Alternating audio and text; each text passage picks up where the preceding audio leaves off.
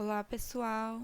Sejam bem-vindos à quinta parte da segunda aula de independência do Brasil. Vamos falar um pouquinho da economia joanina, principalmente nesse período ali 1808 a 1821 aqui na colônia, né?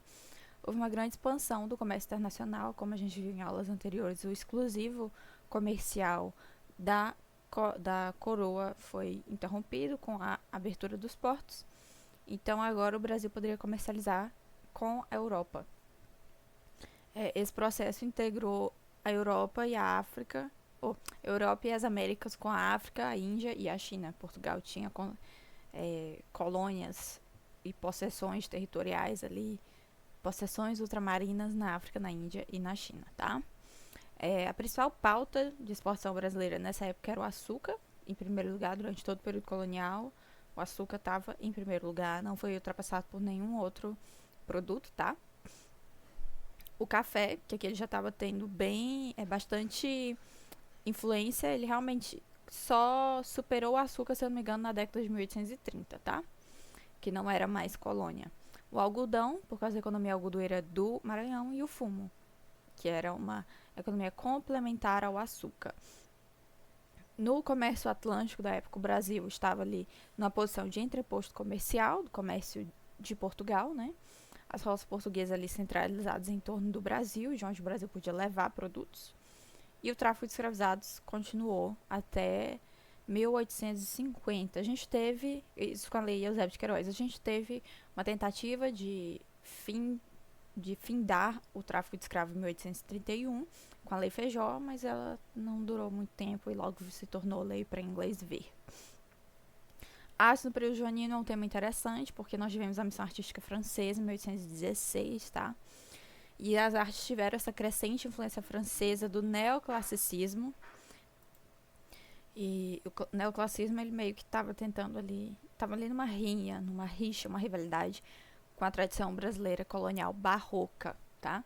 Produtos de luxo entraram, né? Produtos franceses, uma coisa assim mais refinadas, tecidos mais refinados e tudo mais. E a cultura francesa se popularizou muito, especialmente na corte, que era no Rio de Janeiro, tá? A missão artística francesa, quando chegou em 1816, ela foi liderada pelo Le Breton e trouxe artistas que até hoje são conhecidos, como o Debré e o Nicolas Taunay e o Auguste Taunay. Eu não sei, gente, se é assim que se pronuncia o nome deles. Eu acho que não. Tenho certeza que não é, mas estão aí.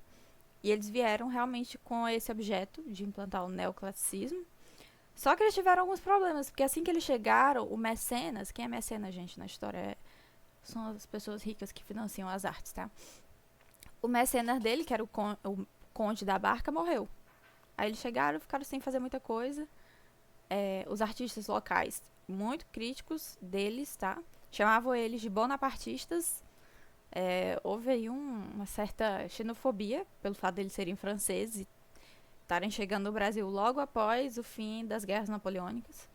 O governo não ia gastar muito dinheiro com eles, eles estavam vindo realmente pelo financiamento do mecenas.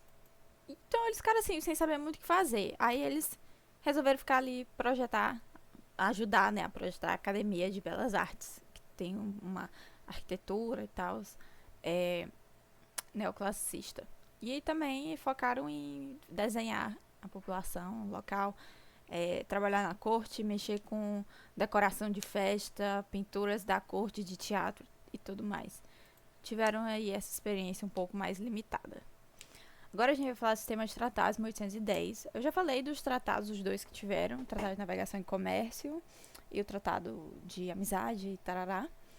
O contexto, a corte veio para o Brasil, se aproximou da Inglaterra, relações comerciais ali seriam agora redefinidas, porque antes era Inglaterra e Portugal e agora vai ser Inglaterra e Brasil, mesmo que seja a corte de Portugal no Brasil, né? E assim, havia muita dependência da produção britânica. Os ingleses, eles estavam pressionando muito para tratados que favorecessem eles, tá? O Visconde de Strangford foi...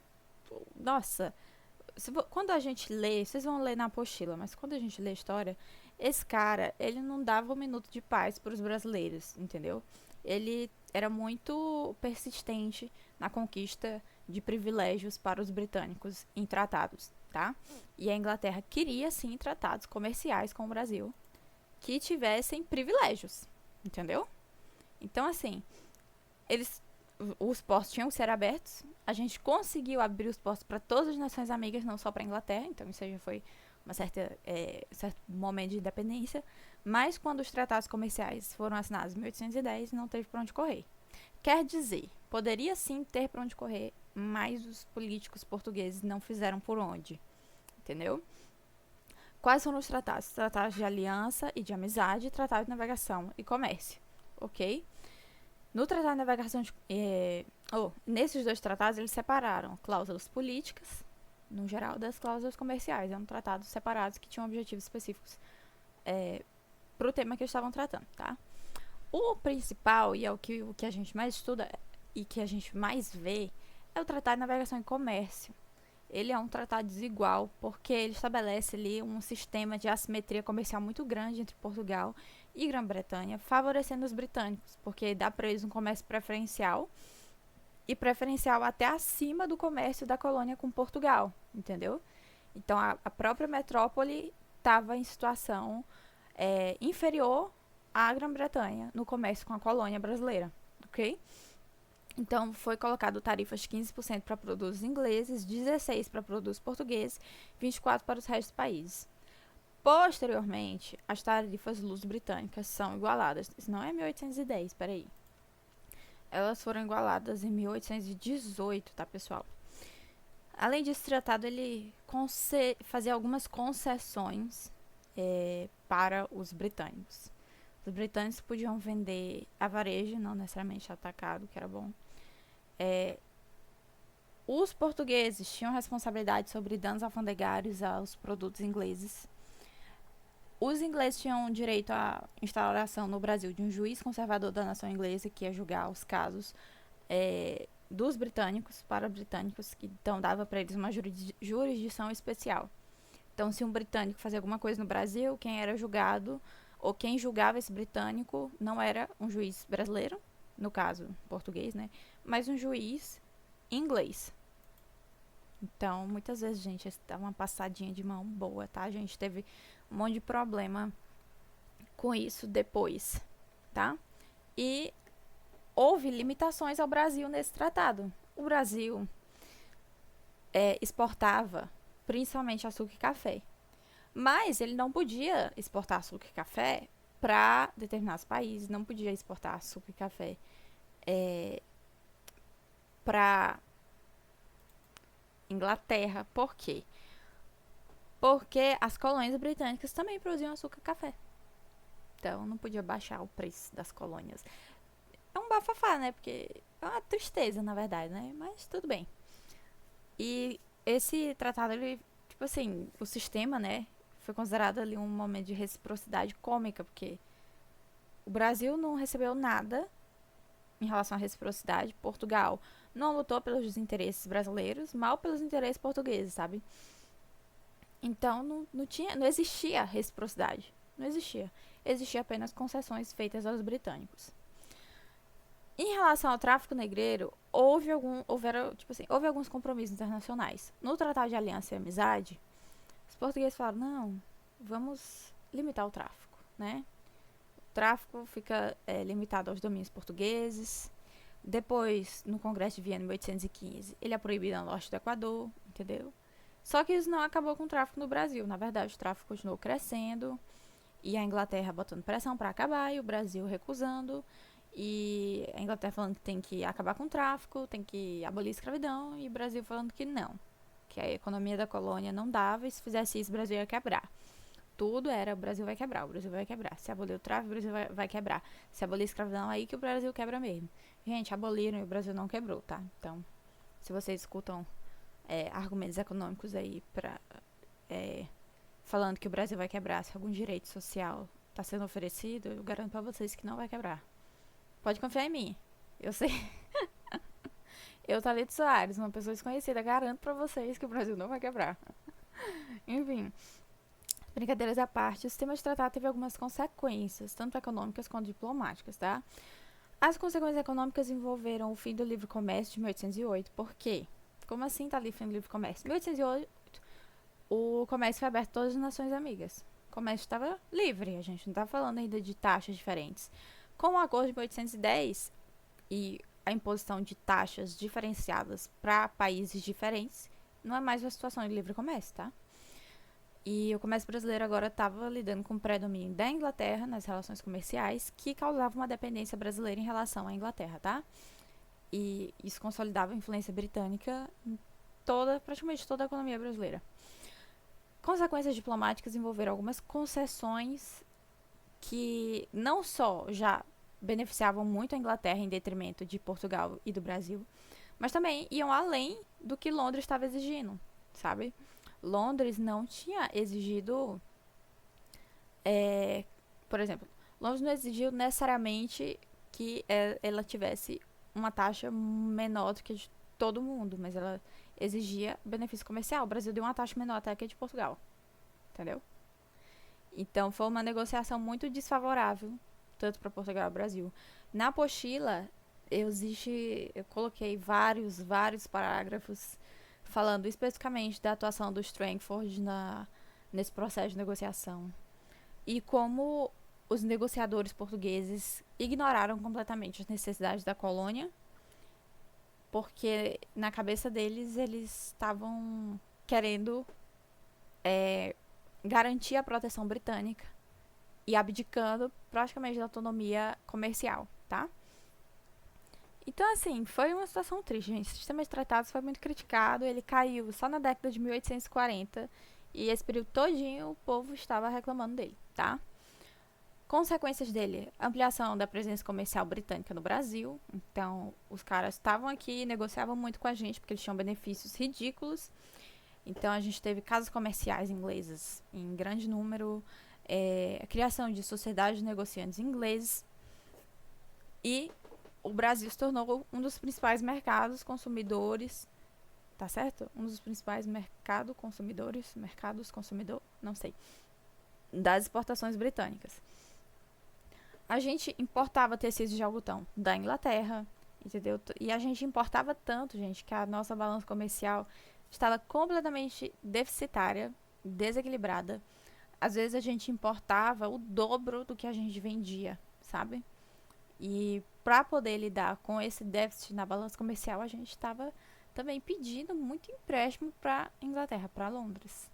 Inclusive, gente, a dependência brasileira de empréstimo em relação a Londres, e eu falo brasileira, não necessariamente portuguesa, começou com a independência, tá? Nesse momento aqui que a gente vai pegar 2 milhões emprestados para poder pagar Portugal, que eles cobraram lá 2 milhões, né, para eles aceitarem nossa dependência, e Portugal, desses 2 milhões, uma parte, assim, metade, 2/3 eles devolvem para Inglaterra. É uma coisa, assim, é cômica, é trágica e cômica, sabe? A gente também viu um cenário de modernização econômica, tá? Um banco, pela primeira vez, é criado no Brasil. A gente tem princípio aí de um sistema, eu não digo nem sistema financeiro, porque quem quer querer necessariamente investir, mas a gente começa a receber uns poucos investimentos. E também a gente passa por um processo de europeização dos hábitos de consumo, isso é, o que era feito na Europa e o que era comercializado e vendido na Europa também começa a ser comercializado e vendido no Brasil, sabe? O estilo das roupas, o estilo da culinária, tudo vai chegando pra cá. Dos usos de bens de consumo não duráveis, entendeu? E assim, os comerciantes brasileiros, eles acabam se lascando diante da concorrência inglesa. A Inglaterra tem uma concorrência absurda, entendeu? O Brasil começa a ser muito anti-britânico, acha isso ridículo. Mas, querendo ou não, poderiam reclamar e isso não ia mudar. Pelo menos não agora. A Casa de Bragança estava legitimada pelos tratados. Ela tinha apoio de uma das maiores monarquias da época, que era a monarquia britânica, e que tinha se comprometido a reconhecer o trono português como um trono pertencente aos Bragança. Então, não tinha muito o que fazer. Portugal tinha se comprometido, né, a restringir gradualmente o tráfico negreiro. Eles ficavam enrolando, e a Inglaterra ficava prendendo navio negreiro aqui e ali. Isso é uma coisa que a gente vai ver até 1850, 51, 52, 53, tá? E assim, Portugal, Brasil e Grã-Bretanha estavam nesse cenário de tensão comercial constante. A vinda da corte para o Brasil, gente, foi uma coisa singular, tá? Foi a primeira transferência de uma corte europeia para uma colônia. A primeira, eu acho que a única nesse nível, tá? Não tem paralelo histórico esse episódio, tanto por causa da dimensão do tamanho da corte que veio para cá e também da duração disso. Isso não quer dizer que nunca tenha havido governos em exílio. Já houveram governos em exílio. Até hoje existe governo em exílio no mundo, tá? Só que foi o único caso em que a metrópole teve um governo em exílio na colônia, entendeu? E assim, Dom João, ele permaneceu no Brasil mesmo depois do fim da ameaça napoleônica. Isso mudou, o caráter da mudança não seria mais uma coisa temporária, era para ser uma coisa permanente. Ele ficou aqui ainda 6 anos depois da queda de Napoleão. E ele tinha vindo por causa da ameaça de Napoleão, sabe? E a presença da corte no Brasil acelerou o fim do pacto colonial, porque o Brasil se tornou mais autônomo, viu que ele conseguia se administrar, foi criada uma cultura administrativa, uma cultura comercial, uma cultura de tratados, uma cultura diplomática.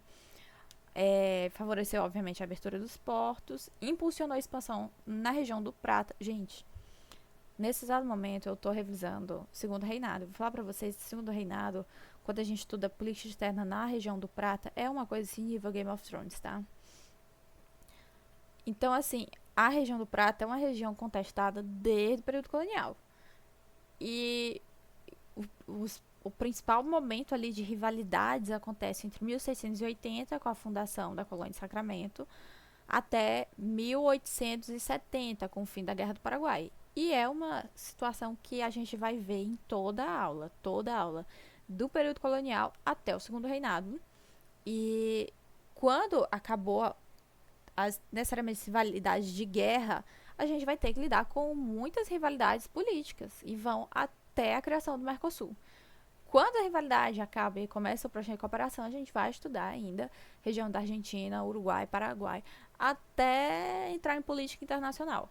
E vai até hoje, entendeu? Então, esse é o nível da importância dessa região para o Brasil, ok? E também a presença da corte aqui no Brasil facilitou o processo de independência. Assim, gente, a expansão do prata, no caso do período joanino, envolve as intervenções na banda oriental, tanto a de 1811 quanto a de 1816, que em 1821 se transformou numa anexação do território e a banda oriental se transformou em província cisplatina, tá? A transferência da corte queria preservar a monarquia portuguesa, dinastia de Bragança, né? A Inglaterra era a mãe, eu vou falar assim, porque dessa transferência, porque Portugal dependia militarmente e eu não, cara, não é navalmente se fala, né? Tinha uma dependência militar e naval da Inglaterra e era uma relação completamente assimétrica entre a Grã-Bretanha e Portugal. E como troca, né, desse apoio militar, a Inglaterra teve os privilégios comerciais. E, enfim, isso a gente já sabe. E uma coisa que é interessante a gente saber e entender e cai na prova, tanto na primeira quanto na segunda fase, é que por causa dessa singularidade da vinda da corte, houve dois processos muito diferentes de independência no Brasil. O processo da América Portuguesa e o da América Espanhola.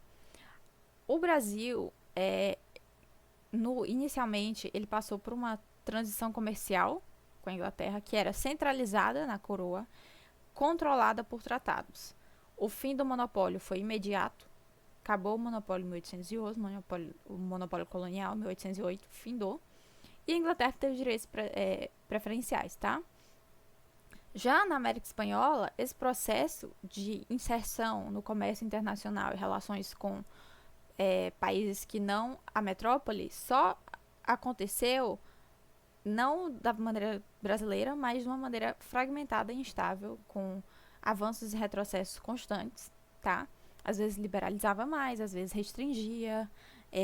Não houve um fim informal em uma data específica, que nem a gente teve em 1808. Na verdade, cada região passou por processos de vai e vem. E isso não estava regularizado necessariamente em tratados, tá? teve muito contrabando, soluções informais, acordos de cavalheiros, enfim. Caos. O sistema comercial brasileiro, então, fazendo um resumo da evolução, foi 1808, fim do monopólio colonial, 1810, oferta ali, concessão de privilégios comerciais aos britânicos. A prorrogação das tarifas preferenciais, ela foi, cara, ela durou até 1842 e 1844. Inicialmente, o tratado foi negociado em 1810. Aí, em 1825, ele iria parar de valer. Então, houve período de negociação em que eles ainda estavam valendo. Em 1827, fizeram um novo tratado que prorrogou aí por mais 15 anos, entendeu? Esse período. E aí, em 1844, findou as tarifas preferenciais e foi publicada a tarifa Alves Branco. E aí, tipo assim, as tarifas foram todas harmonizadas. Todo mundo tinha a mesma tarifa. Não tinha mais esse negócio de comércio preferencial, sabe? Era teoricamente livre comércio, porque era todo mundo igual, mas não era livre porque tinha tarifa, entendeu? Enfim. A expansão britânica na América nesse contexto. No Brasil foi uma consolidação rápida. A influência britânica aqui chegou sem muita demora. Na América Espanhola foi uma coisa bem mais gradual, eles foram entrando devagarzinho. Primeiro ali no Prata, que ficava no sul do Brasil. O Rio da Prata era uma região de acesso do interior do continente para o Atlântico, então tinha muita navegação. Depois foram chegar no no Chile, que já fica no Pacífico. Por fim, em Lima, Peru, que é lá no norte do Pacífico, né? No norte do Pacífico, não. Na parte equatorial do Pacífico. Mais pro norte da América do Sul, sim. Entre 1808 e 1814, então vocês veem que é um período longo, né? Houve aí essa abertura dos mercados sul-americanos ao comércio britânico, um processo longo. E a partir de 1814 até 1825, houve a consolidação da presença britânica na América do Sul, depois que Napoleão perdeu as guerras dele, tá? E as exportações inglesas para a América Latina, elas foram aumentando constantemente ali no início, na primeira metade do século XIX, ok? Muita coisa, né, pessoal? Muita informação, mas eu garanto pra vocês que vocês conseguem aprender, tá? Vendo várias vezes, lendo várias vezes e respondendo centenas e centenas de questões. Deixa eu ver aqui. Estabilidades internas e externas para o jornalismo. Aqui a gente entra um pouco no âmbito da política interna e externa, né? A partir de 1817, principalmente, a gente tem muitas tensões, porque isso acontece após o Congresso de Viena. Então a gente está tendo que lidar agora com o ressurgimento de uma Europa que está tentando restaurar o poder do antigo regime. Não consegue, a gente tem vários movimentos liberais na Europa depois disso. Não vamos entrar em detalhes sobre eles agora, esse é assunto de história mundial. Mas assim, é uma Europa que está tentando voltar para o status quo pré-revolução francesa. E é uma Europa, então, que ela está agora mais tensa, né? Então a gente tem, tipo assim, a guerra contra a França acaba, França está restaurada, volta a ser monarquia. Mas Portugal, que tinha declarado guerra contra a França durante o governo ali de Napoleão Bonaparte, ele ocupou Caiena, na Guiana Francesa, né? Depois do Congresso de Viena, Portugal, que teve uma participação pífia e que não conseguiu quase nada, é obrigado a devolver a Guiana Francesa para a França. Porque a Europa, o Congresso, falou assim, olha, Portugal, tu falou que estava lá só porque tu estava contra Napoleão Bonaparte, né? Agora Napoleão caiu, devolve. Portugal falou, realmente não tem o que fazer, tá? A gente teve a deposição, né, do Carlos IV, que falamos algumas aulas passadas, que depois deles caiu o Fernando e aí botaram o José Bonaparte no poder. E, tipo assim, quando isso aconteceu, teve uma crise na América Espanhola, porque os espanhóis estavam tipo, pô, como assim? O nosso rei não é mais rei, então a gente não vai seguir Napoleão Bonaparte, então é nós por nós. E o que aconteceu? Gente, a Carlota Joaquina, que era a mulher de Dom João, ela era espanhola, tá? E ela falou, não, calma aí, o rei pode não estar no poder, mas eu tô aqui no Brasil. Então eles tentaram, gente, assumir os domínios espanhóis e usaram isso como desculpa para, inclusive, entrar na Cisplatina. E ela tava querendo dominar alguma coisa. Essa mulher só queria um pedaço de terra para mandar. Ela não conseguiu, tá, pessoal? Tem a crise cisplatina, 1811. Portugal intervém lá, diz que está protegendo a fronteira, entendeu? Contra as Províncias Unidas do Reino da Prata, que declarou a independência em 1810. Posteriormente, em 1821, anexa a Banda Oriental. E tem o objetivo ali de controlar uma parte, não todo, o estuário do Rio da Prata. O que é o estuário do Rio da Prata, gente? A saída para o mar do rio que está no interior. Por que, Thalita, que eles querem controlar? Porque, primeiro, o contrabando de prata passa por ali. E a gente precisava desse contrabando para ter prata, obviamente, né? A prata vinha de Potosí, no Alto Peru. Acho que era no Alto Peru. Alta Bolívia, Alto Peru, não lembro agora. Mas vinha das nações do Pacífico, tá? Além disso, se a Argentina tivesse o controle total, não ia deixar navegações brasileiras entrarem ou navegarem ali, entendeu? Só os países ribeirinhos. E a gente precisava, gente, daquela região para poder ter acesso à província de Mato Grosso. A gente não conseguia acessar ela por terra, era muito difícil, era muito longe. Então, fazer isso por água, né, pelo meio fluvial, era mais rápido. Em 1816, depois do fim ali dos conflitos na Argentina, há oficialmente a independência das Províncias Unidas no Rio da Prata. E, inclusive, esse processo, ele durou aí uns 6 anos, porque primeiro teve uma declaração de independência em 1810, briga, Congresso de Tucumã, em 1816, anuncia que é independente sim, ponto final, e não tem pra onde correr, entendeu? E aí tem isso, né? A Carlota Joaquina querendo pegar a Cisplatina pra si, falando que é dela, porque ela é representante da coroa espanhola, que seria regente agora. E Dom João falando, não, momentâneo, não é coroa espanhola não, a gente vai ficar, é nossa e ponto final. Não venha com isso pra cima de mim. Todo um caos, que a gente já sabe, né? O tráfico negreiro, gente, a gente já viu isso. O pessoal estava enrolando, ninguém queria, nem em Portugal, né? Não queria abolir o tráfico. Se comprometeu pelos tratados de 1810 a restringir o tráfico de escravizados, não fez isso no Congresso de Viena. Foi delimitado o fim do tráfico ao norte do Equador. Em 1810 é instaurado ali o direito da Grã-Bretanha de vistoriar os navios negreiros. Quem estava traficando agora ia ser pego pelos ingleses. E isso aí não adiantou de nada, tá? Em 1817 ocorre a Revolução Pernambucana, já falamos dela na parte 1 dessa aula, por causa da insatisfação dos pernambucanos com o aumento de impostos por causa da coroa, com desigualdade regional, crise do açúcar e do algodão lá no Nordeste, e além, gente, teve uma seca ainda por cima, para deixar a situação ainda pior, né? Teve uma seca no Nordeste, o pessoal tava numa situação tenebrosa. Na Revolução Pernambucana participou comerciantes, militares, clero, proprietários, artesãos, chamada até de Revolução dos Padres, tá? Recife foi tomada, proclamaram a República, fizeram lá uma declaração de igualdade de direitos, mas não aboliram a escravidão.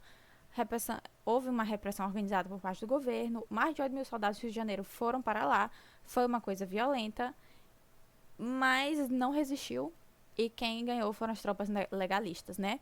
Mas assim, historicamente foi considerada a revolta, né? Revolução Pernambucana foi considerada um processo de descolonização das consciências, porque o pessoal reconheceu que era injusto, galera. Era muito injusto essa diferenciação entre norte e sul no Brasil, tá?